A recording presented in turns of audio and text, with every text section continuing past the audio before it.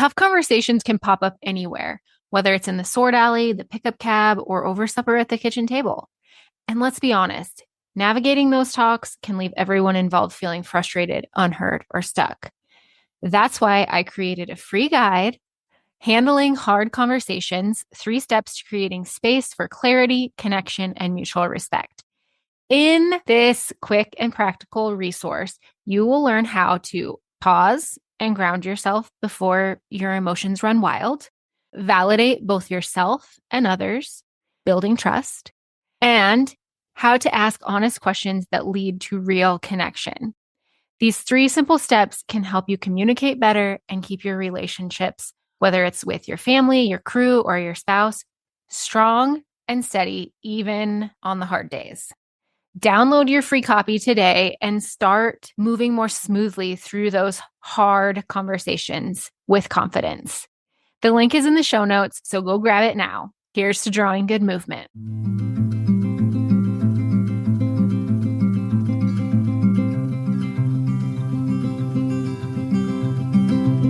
I'll carry you, you carry me, we'll help each other through it.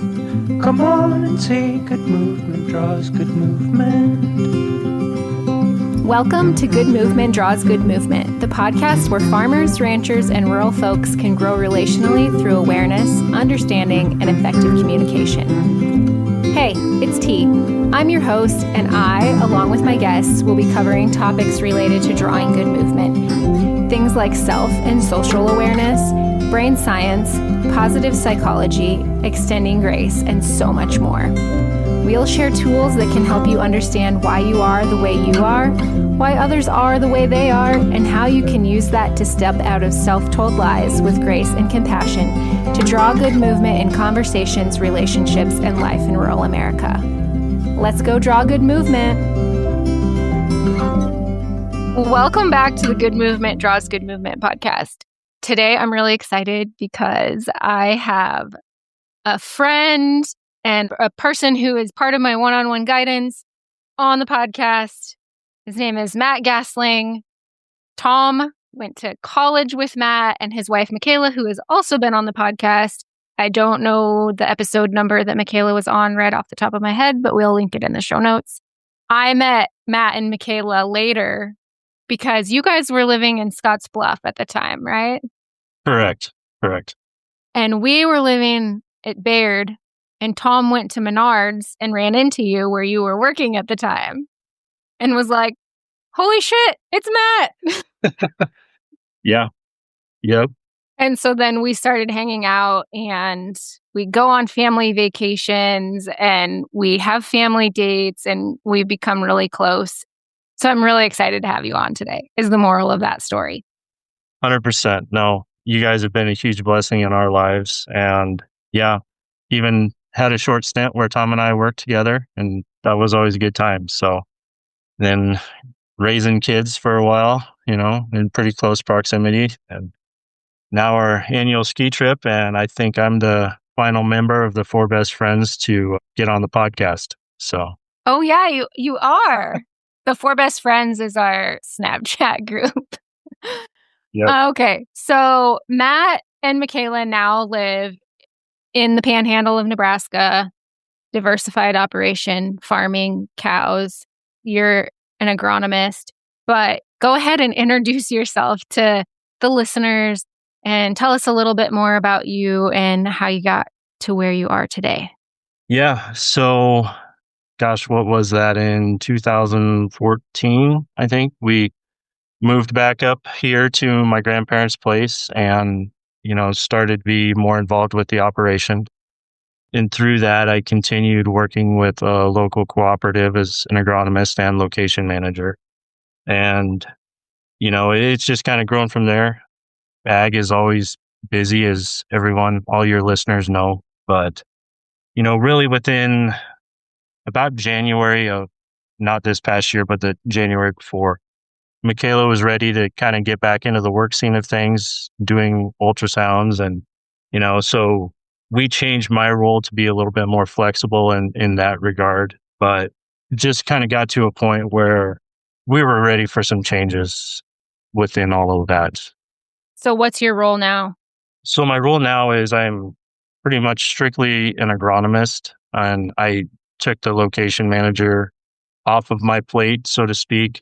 We hired a really great guy for, to step into that role. And that's really helped, just to have a good team around in that regard.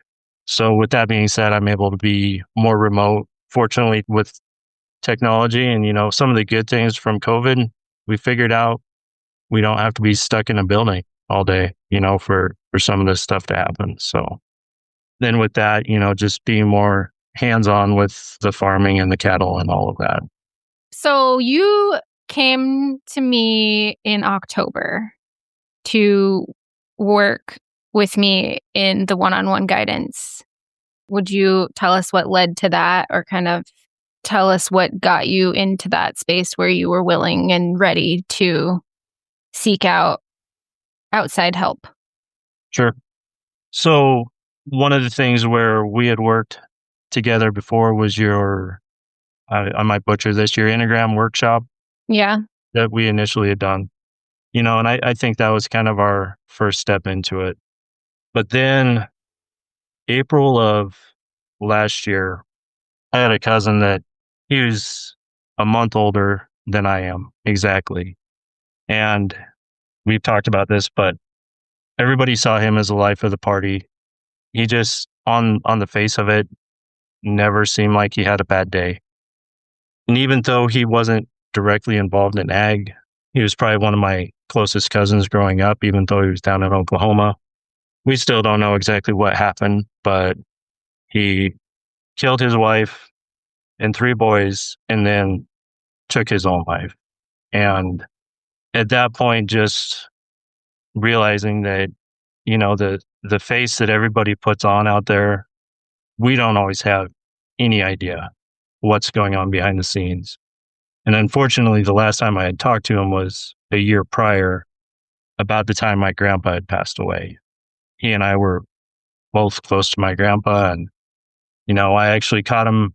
He was in an airport traveling for work, and we had a good conversation. And, he kind of picked me up at that point. He's like, man, Matt, he was 93 years old. He married the love of his life. He lived a great life, you know, but with everything that happened with him, I mean, it shook our whole family. Nobody really within our family knew what to say or do other than it's a horrible tragedy. And fortunately, we have some very close friends, you and Tom being some of them. I remember you guys reaching out and like, hey, if you need to talk, you know, we are here for you. But so much of the time that, like you talk, people just shove it down. We're not going to talk about it. And I just felt like things had gotten to a point where I was like, man, I've got to do this. I've got to be a better husband, because nobody saw this coming. And I know that's what they say a lot of the time, but that was kind of the prompting that I needed to do some deeper inner work. And whether it's try to heal some wounds, you're always really good about saying, Matt, you don't need to be fixed. But at that point, I was like, I know there's things when I look in the mirror that I needed to address and fix. So you said something there about I need to be a better husband. And we've talked about that also too. And this was on our most recent call. We'd been talking about it for a while, but on our most recent call, it was like, at least from my outside perspective, watching you, it was like a light bulb had been turned on. You got started because there were things that you saw that you needed to fix. You needed to be a better husband, better dad, blah, blah, blah.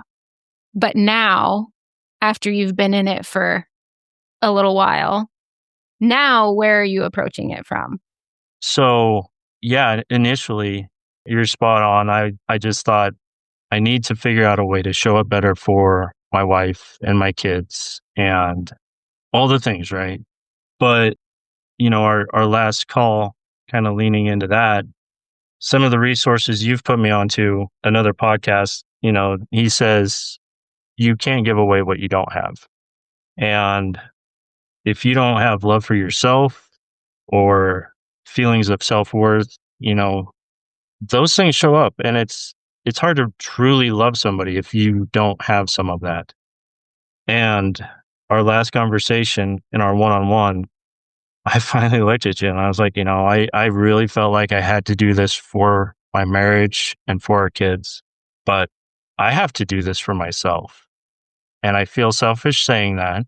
And it still feels weird saying that, but truly that's what I had to do. I have to do this journey for myself. I love that I have people to support me through it, but that's just kind of where it landed. I guess I'm a slow learner, Taryn. Well, I say this a lot, and I know I've said it to you, but I say it to almost everyone that I work with. This is a slow burn. And you like to barbecue and grill and smoke things. So I could use the analogy of like the hot coals versus the open flame. Like you want the coals rather than the flame in order to cook evenly and your steak to be perfect, which life isn't perfect, but you get the point and the visual. Yeah. But yeah, this work is ultimately first and foremost for you. And because good movement draws good movement, it will affect your marriage, your relationships, your parenting, your just life. But you have to do it for you. It has to start with you. And also, the podcast that he referenced is Wild Courage. And we will also link that in the show notes for anyone who wants to check that podcast out. Lots of good episodes there. There are. You and I had talked about maybe binging a few of those episodes for a while. So, and truly the thing about the work you're doing and listening to that, we're not alone in this. There are people there that are willing to help and would love to help. A lot of self-reflection. Truly, I am stubborn, probably as stubborn as they come, but I just had myself convinced that watching my grandpas, our neighbors in the ag community, my dad, my father-in-law, and just thinking these guys are doing this all on their own. Why the hell can I not figure it out? And I feel like I distanced myself from people because I had to figure it out on my own. And I think that was ultimately very detrimental to me and a lot of the relationships around me. Yeah, when not one of our first conversations ever, because we go way back to 2014. Yep. No, before that, it was 2010. Yes. 2014 is when you guys moved. Yeah. 2010 Before is the when, babies. yes, 2010. I had a baby baking, but nobody had babies on the outside yet. Correct. But going back to one of those first conversations we had last fall where you were seeking out a little more guidance, you said to me, I should be able to carry this on my own. This is my cross to bear. Yeah. And I don't know if it was the first time that you heard it, but it was the first time that I said it to you that you cannot carry it alone. You're not meant to. No, I don't think anybody is. And as introverted as I am, I like to think that you can, but you can't. The reality of it, you cannot become whole and experience life like I think you should if you are just trying to do this all on your own. And I thank God for everybody that He has put in my life to help with that. So Okay, so we talked about, we've kind of been going back and forth on how you see things now versus where you were before we got started. But tell us a little more about how things are different for you or some of the tools that you are using now that you weren't before and how those have helped you. yeah. So you've often asked me in our discussions, because I'm an Enneagram 1, correct? Yes. So as an Enneagram 1, I have a very loud inner critic. And there's things that happen, whether it's between Michaela and I or whatever, that he kind of takes hold of and gets on my shoulder and just starts chirping in my ear, for lack of a better term. And then the next thing I know, I'm just piling on myself. One of the things you have always asked me or asked me often is, what else could be true? You know, it might not be a Matt problem. It could be something else that is causing people to react a certain way. And finding the time to just stop and ask myself, okay, what else is going on here? What else could be true?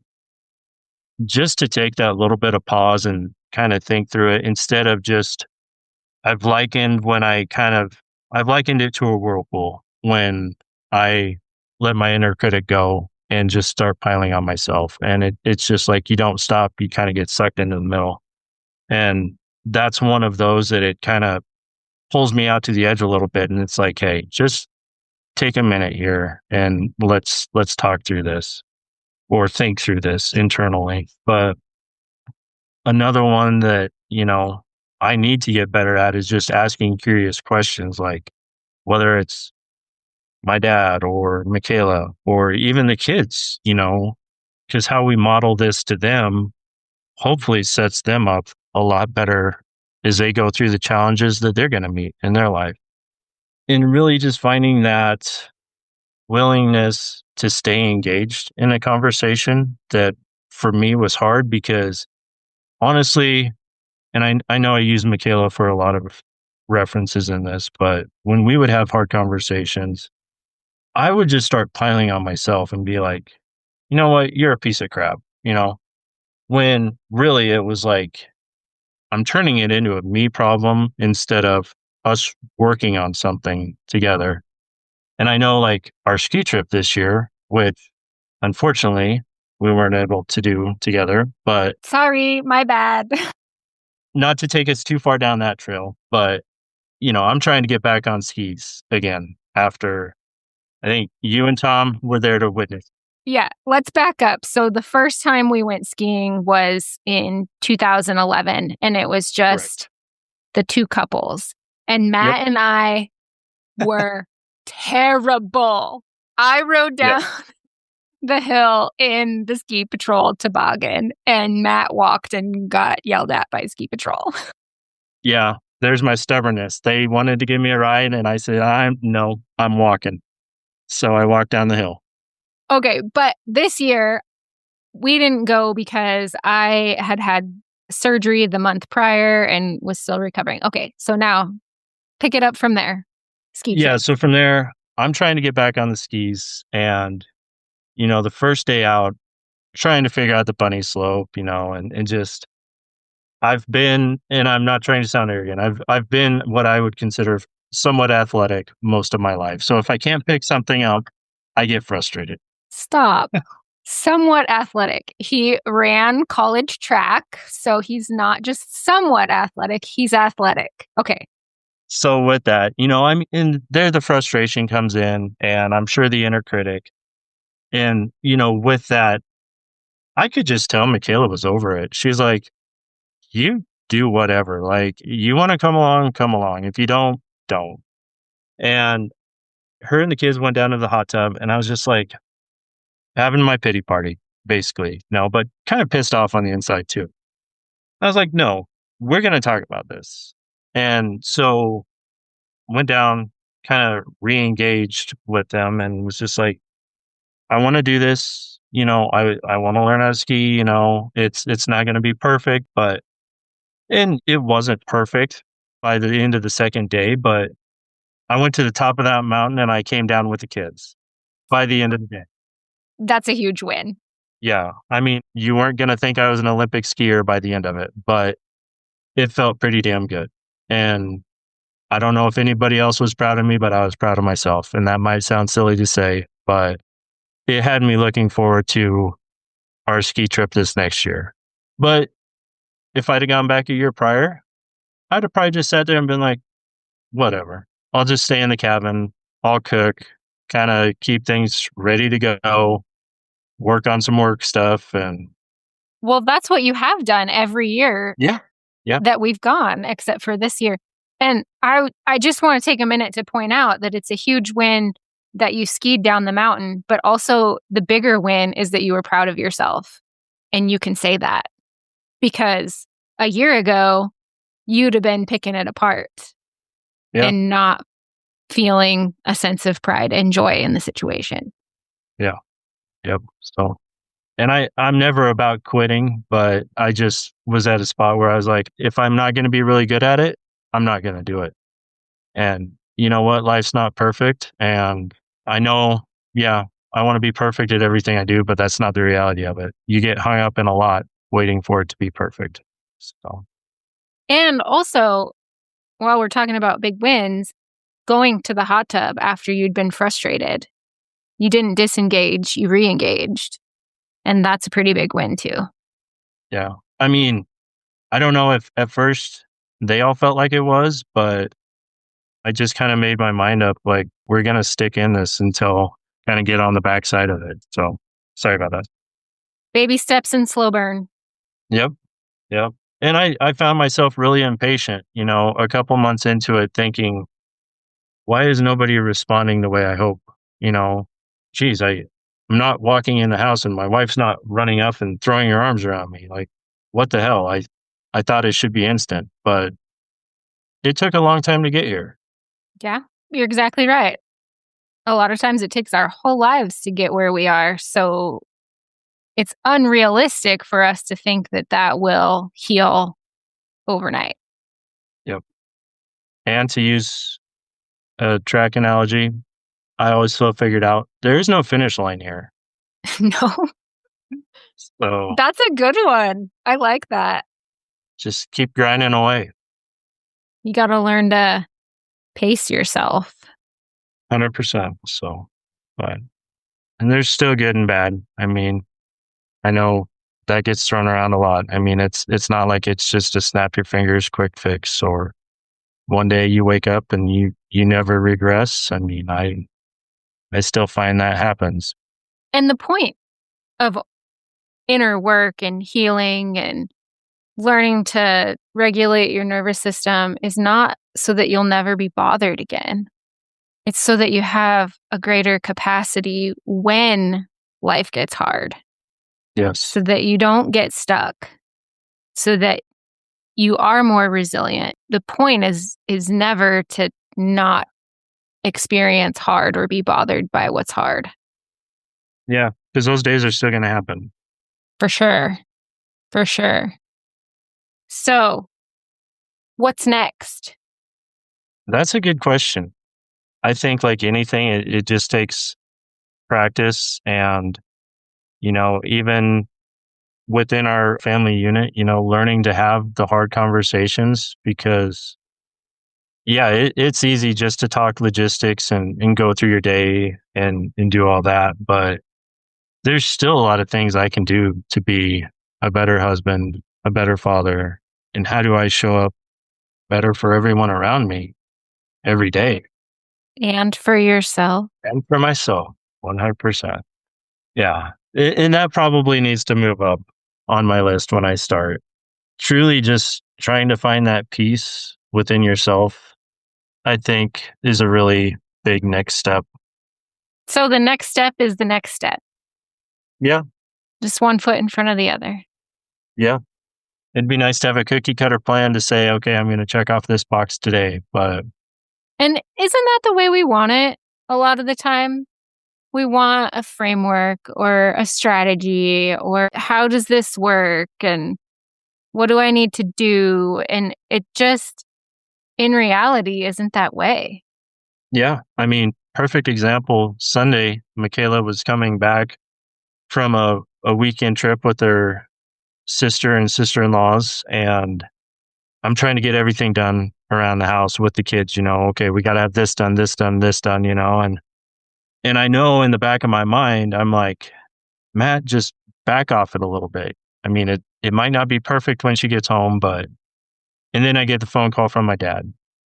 Our cows got in with the neighbors. Bulls broke out the fence. And so I tried to stop and kind of be like, okay, guys, here's the deal. But I mean, internally, I was just like, I got to get over there. And I mean, it took me a while to settle down because, like, I was on the way over there, and it's probably a good thing I didn't see any law enforcement people because I was maybe pushing it a little bit. But and then even going across the pasture, I'm on the four-wheeler and I'm just kind of going guns blazing. And I get to the first group of cows and I was like, Matt, this is stupid. Like, you're not going to help anybody if you pile this thing up right now. And so I kind of slowed up. Big group of the cows were coming over the hill, and I was just like, okay, well, it looks like they actually have a pretty good sort on stuff already. Fortunately, we run pretty much all black. They pretty much run all red. So that regard, it was good. So I'm kind of just assessing now on the way over the hill. And then I get to the backside and I was like, okay, probably over half of the sorting was done when I got there. And I had settled myself down quite a bit by the time I got there. So I wasn't just coming in hot, so to speak. And I think, and even a year before, yeah, who knows what I would have done. I mean, there are neighbors, and he's actually my second cousin. So we're good in terms like working together and things. But when somebody comes into that environment and they're just all wound up and going like hell, it doesn't really help anything. And yeah, like I said, in the past, it wouldn't have probably been a good situation. I usually internalize everything, so I'm not one to start yelling in most cases.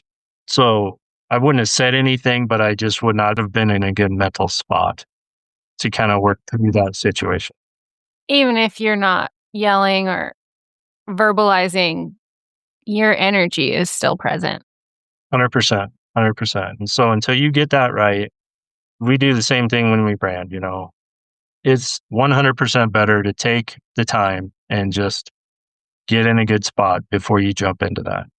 Because my experience is usually doesn't work out very well for you when you come in and you're in a bad spot. Dysregulated. Yep. Because even if the people around you aren't super aware of it, your animals are.